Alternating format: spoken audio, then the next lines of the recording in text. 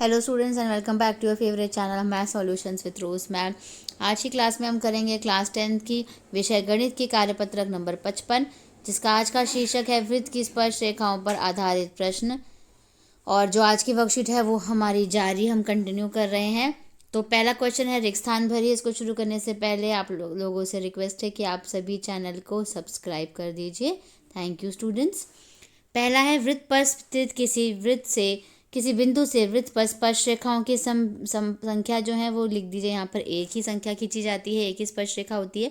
दूसरा है वृत्त की स्पर्श रेखा वृत्त को एक बिंदु पर स्पर्श करती है। तीसरा, वृत्त के बाह्य बिंदु से वृत्त पर बनी स्पर्श रेखाओं की लंबाई जो है वो क्या होती है, बराबर होती है। ठीक है, तो ये फिल इन द ब्लैंक्स हमने कर लिया। इसके बाद बच्चों उदाहरण नंबर 1 है, दिए गए चित्र में त्रिभुज ACB का परिमाप ज्ञात करें यदि PC बराबर जो है वो कितना है, 28 सेंटीमीटर है। PA बराबर AR दे रखा है, ये दोनों बराबर हैं। QB बराबर BR, ये दोनों लाइन बराबर हो गई क्योंकि बिंदुओं A और B से स्पर्श रेखा है। PC बराबर QC, ये तो मैंने आपको बताया दोनों बराबर है क्योंकि ये क्या है, बिंदु C से स्पर्श रेखा है। तो QC भी कितना हो गया, 28। PC 28 है तो PC किसको मिलकर बना है, PA प्लस AC को, और PA की जगह AR प्लस AC हो गया। ठीक है, ऐसे QC कितना है, 28 है तो QB प्लस BC हो गया 28। ठीक है, दोनों को जोड़ दीजिए, इन दोनों को जोड़ दीजिए तो 28 और 28 कितने हो गए, 56 हो गए। ठीक है, 56 हो गए तो आप क्या करेंगे, देखिए यहाँ परिमाप जो है वो कितना निकल गया, ACB का 56 सेंटीमीटर निकल गया। इसके बाद उदाहरण नंबर 2 है, फिगर आपको दे रखी है। सिद्ध कीजिए कि किसी बाह्य बिंदु से किसी वृत्त पर खींची गई स्पर्श रेखाओं के बीच का कोण स्पर्श बिंदुओं को मिलाने वाले रेखाखंड द्वारा केंद्र पर अंतरित कोण का संपूरक होता है। संपूरक कोण का मतलब क्या होता है, यानी दोनों कोणों को मिलाएं तो 180 डिग्री होना चाहिए। यानी ये वाला कोण और ये वाला कोण जो है वो दोनों 180 डिग्री के होने चाहिए जब हम उनको ऐड करेंगे तो। ठीक है, हल है, चित्रानुसार हमें सिद्ध करना है कि कोण CED प्लस कोण CAD बराबर 180, क्योंकि वृत्त की त्रिज्या तथा स्पर्श रेखा स्पर्श बिंदु पर लंब होती है। तो ये दोनों कितने हो गए, 90 डिग्री के हो गए। ठीक है, और ये दोनों आपको नहीं पता, और ये चारों एंगल मिलकर के कितने होंगे बच्चों, 360 के होंगे। तो 360 में से इस 90 और इस 90 को प्लस करके माइनस कर देंगे तो ये दोनों एंगल निकल जाएंगे। यही किया हुआ है, दोनों 90 हो गया। ACD एक चतुर्भुज है, चारों को ऐड करेंगे 360 आएगा, 90 90 जोड़ दिया 180, 360 में से 180 घटा दिया तो ये आ गया कि ये दोनों मिलकर के 180 डिग्री का कोण बना रहे हैं। इसके बाद बच्चों उदाहरण नंबर 3 दिया हुआ है आपको, ये आपके सामने फिगर है। दिए गए चित्र में कोण DOB तथा ODC का मान ज्ञात करना है। DOB प्लस DAB 180 डिग्री हो गया है। ठीक है, ये वाला नहीं, ये वाला, ये दोनों एंगल जो है 180 डिग्री के हो गए। और DOB कितना 140 डिग्री है तो 360 में से 140 घटा दीजिए 220 आ गया, क्योंकि ये आपका प्रतिवर्ती कोण है यानी रिफ्लेक्स एंगल है। ठीक है, इसके बाद ये जो दोनों एंगल मिलके 90 डिग्री का कोण बनाएंगे क्योंकि ये वृत्त के ऊपर क्या है, 90 डिग्री के होते हैं। ठीक है, ये वाले दोनों एंगल। इसके बाद लेकिन 90 में से ये वाला 75 माइनस कर दिया तो ये कितना निकल गया, 15 निकल गया, क्योंकि कोण DOB जो है केंद्र पर कोण BCD वृत्त के शेष भाग पर समान चाप द्वारा अंतरित कोण है। अब DOB बराबर 2 डबल BCD हो गया तो BCD कितना निकल गया, 70 निकल गया। तो अगर DOBC एक चतुर्भुज है तो OBC प्रतिवर्ती कोण, और इन दोनों को जोड़ दीजिए, 360 में से घटा दीजिए सबको जोड़ के 305 को, तो आंसर क्या आ गया आपका, 55 डिग्री आ गया। इसके बाद बच्चों आपको 4 क्वेश्चन दिए हुए हैं यहाँ पे, स्वयं प्रयास कीजिए। में पहला प्रश्न है, चित्र में C वृत्त का केंद्र है, M का मान ज्ञात करना है, फिगर देख लीजिए। दूसरा है, दिए गए चित्र के लिए X का मान ज्ञात करना है, J जो है वृत्त का केंद्र है। तीसरा, 6 सेंटीमीटर त्रिज्या वाले वृत्त पर दो स्पर्श रेखाएं एक दूसरे के साथ 120 डिग्री का कोण बनाती है। सिद्ध कीजिए कि स्पर्श रेखा की लंबाई 2√3 है।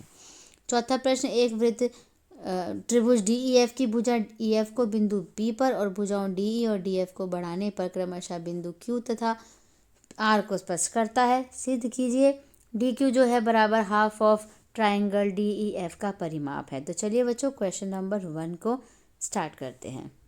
तो चलिए बच्चों क्वेश्चन नंबर 1 का आंसर देखते हैं। ये सॉल्यूशन है, गिवन है आपको एंगल दे रखा है C 3M डिग्री और एंगल A दे रखा है M डिग्री। ठीक है, और जो आपको फिगर है वो आप वर्कशीट में से बना लीजिएगा। नीड टू फाइंड यानी आपको फाइंड क्या करना है, वैल्यू ऑफ एम। सॉल्यूशन देखिए, we know that A B and A D are tangents, ठीक है, दोनों टेंजेंट्स है to the circle. That implies यानी दोनों एंगल बी और एंगल डी कितने के हो गए, 90 डिग्री के हो गए, ठीक है, ठीक है। इसके बाद we also know that A B C D is a quadrilateral. By angle sum property, सबको ऐड करेंगे कितना हो जाएगा, 360। तो ये हो गया एंगल ए हो गया M 90, 3m 90 is equals to 360। इन दोनों को जोड़ दीजिए 180, इन दोनों को जोड़ दीजिए 4m इज इक्वल्स टू 360। 180 को माइनस कर दीजिए, 180 आ गया, और 4m से 180 को डिवाइड कर दीजिए, तो m की वैल्यू क्या आ गई यहाँ पर, 45 डिग्री आ गई। तो क्वेश्चन नंबर 1 डन हो गया हमारा। उसके बाद क्वेश्चन नंबर 2, क्वेश्चन नंबर 2 जो है वो यहाँ पर लिखा हुआ है, मैं आपको दिखाती हूँ। ये इसका आंसर है, फिगर आपको वहीं से ड्रॉ करना होगा। एच जी और आई जी जो है वो दोनों बराबर है क्योंकि वो टेंजेंट्स ऑफ द सर्कल है, ठीक है, वृत्त की स्पर्श रेखाएं हैं। तो एक्स प्लस, तो दोनों को बराबर रख दीजिए, एक्स प्लस 10 बराबर 2x माइनस 1। अब एक्स इस तरफ रख लीजिए, नंबर वाले इधर आ जाइए, ये टर्म्स माइनस करा, माइनस एक्स माइनस 11 हो गया, ऐड करके माइनस से माइनस कैंसिल हो गया, एक्स की वैल्यू क्या आ गई, 11 आ गई, ठीक है। अब इसके बाद आंसर नंबर 3 करेंगे हम। आंसर नंबर 3 है आपका, यहाँ पे देख सकते हैं आप, ये रहा आंसर नंबर 3, जिसमें यहाँ पे मैं आंसर नंबर 3 लिख देती हूँ इसको। We have let the centre of circle be O, आप ओ मान लीजिए, let the tangents be P A, एक टेंजेंट ले लीजिए, एंड पी बी ले लीजिए from point P into the circle. O A और बराबर ओ बी हो जाएगा, और रेडियस कितनी हो गई, दोनों 6 सेंटीमीटर हो गए। Then in the triangle O A P and O B P, दोनों कितने होंगे, 90 डिग्री के होते हैं, ठीक है।